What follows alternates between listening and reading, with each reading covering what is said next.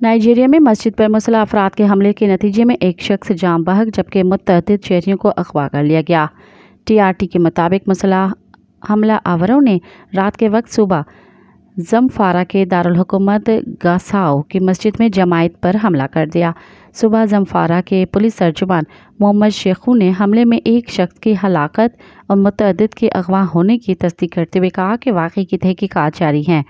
वाज़ेह है कि इस अफ्रीकी मुल्क में दर्जनों मुसल्लह ग्रुप भारी तावान वसूल करने के लिए गाँव वालों और मुसाफिरों को अक्सर अपना निशाना बनाते रहते हैं।